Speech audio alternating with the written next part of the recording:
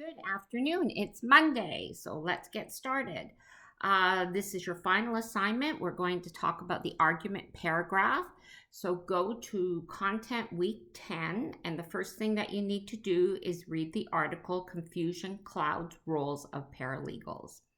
All right, so the important thing about writing an argument paragraph is the fact that you want to make a claim, support that claim with evidence, and have some clear reasoning. And then also to make sure that you address the counterclaim, because good critical thinking requires that we look at the argument and we recognize the fact that there's always another side to an argument, and that we can support that counterclaim with some evidence also, and then bring it back to our rebuttal and to our conclusion. So under Content Week 10, I have several things. I have the article, and with the article, I say you have to choose a side of an argument. And so that means your choice, you have only two choices. You choose whether a law office should hire a paralegal, or should a law office hire a law clerk. Okay, so for this exercise, you have to choose a side of the argument. Okay, you have to make a choice and then support that choice with evidence and some clear reasoning. So we have the article there. I want to make sure that it's 12-point font, a clear, fonts like, Times New Roman or Verdana, Arial, one of those fonts. Make sure you double space the assignment, and make sure also that it's 7 to 10 sentences, which is the basic structure of a paragraph. So then I have a video on counterclaims and rebuttals, which is a good little YouTube video. And then I have another PowerPoint that I put together on introductions and conclusions. So there's some support there if you need it in order to write this paragraph. Okay, so introductions, let's talk about that. So always think about your reader. Okay, so your reader is your audience. And so when we're communicating, we're always thinking about our audience. And for this exercise, I'm the reader. Okay, and for when you're at school, most of your audience is your teacher. Okay, so how do we start this? So we always talk about a hook. So we want to grab our reader's attention when we start a paragraph. And there, if you look in that video, PowerPoint, it talks about different ways to do that. You can start with a quotation. You can start with some startling fact, something people have never thought about before, or some long-held belief that you can challenge in that introductory sentence.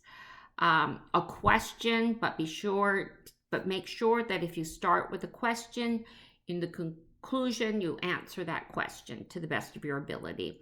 So there's different ways to start it. A little antidote, people like stories, so you can start it with a little example of a story. So you think about how you can grab the reader's attention. And then you move into, if there's any kind of background to that, then you would move into your claim, which is your thesis, which is your side of the argument. So when it comes to an argument, the main point here is evidence, evidence, evidence. And so that's what you want to do. You want to show evidence for your side of the argument, and you'll get that evidence from the article. So make sure that when you're pulling evidence from the article, that make sure you in-text citation. That's really important there, that you do that. So the surname of the author and the year the article was published. Okay, so that would be in brackets after your quote, or you introduce it with the name of the author. And so that's important there. I thought his first name was Jeffrey. I can't quite remember. Kirbyson or something like that. It's been, yeah. So you can look that up. Okay. So anyway, so remember, you really want to support your claim with evidence. So the Prezi that I did is just was supposed to be fun. I said, I'm going to prove to you, my claim is that Twix chocolate bars are the best chocolate bar on the market today. And so I supported that claim with evidence, and so statistics and evidence. And so I supported it. And I always brought everybody a Twix chocolate bar. So you're going to miss out on that this semester. So it's a good little example if you want to review that. All right. So that's really important. So you'll have your hook, which will lead to your thesis, which then you will introduce your evidence to support that thesis or that claim. And then one of the key things here about an argument paragraph is the fact that you, as a critical thinker, someone who recognizes the fact that there is always another side of an argument, okay?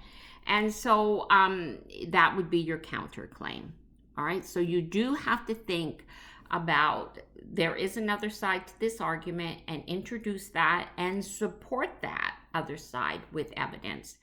Generally speaking, when we do present a counterclaim, we support it with actual facts, actual evidence. There also can be an emotional, I guess, component to this also. So for example, if I was to say, as far as a counterclaim goes, that people had to declare bankruptcy because of unemployment, and then I would give a statistic for that. And then I could also, introduce an emotional part of that and tell a little bit of a story about a family or someone who had to go bankrupt and how that, resulted in their lifestyle and that. So, when you are introducing a counterclaim, there could be an emotional component, but it has to certainly be combined with some statistics, some facts to prove that. And so once you say your counterclaim, then the rebuttal, okay, is really important. So this is where a nice transitional word to your rebuttal is important, because then that's saying, I understand that people believe this, but, and you want to come right back to what your initial claim was, okay? So let's see. So the rebuttal, so that's when you respond to your counterclaim with evidence that's going to prove that counterclaim wrong. You might not totally prove your counterclaim wrong, but you certainly want to weaken your counterclaim, which is important here, okay?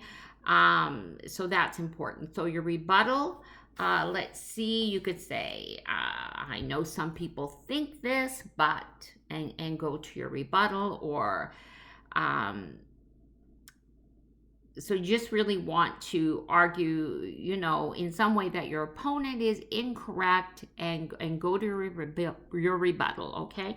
So then after your rebuttal, you would then transition into your concluding sentence. And so your concluding sentence, once again, you would restate your claim.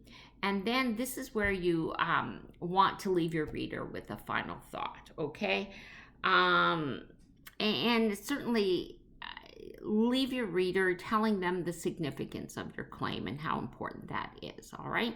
So in that, I do have that PowerPoint on introductions and conclusions, and so there's gives you different examples of how you could end, and remember, like I said, if you did start with a question, end by answering that question.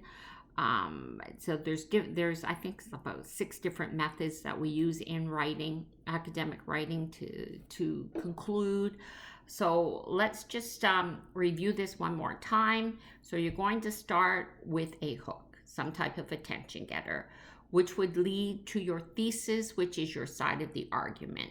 And then you're going to, I think, best give 2 to 3 examples from the article that support your side of the argument. And then you would transition into a counterclaim, recognizing the fact that there is always another side of an argument.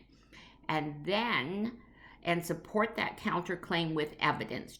You just can't say what a counterclaim would be. You need to pull something out of the article and support your counterclaim with evidence.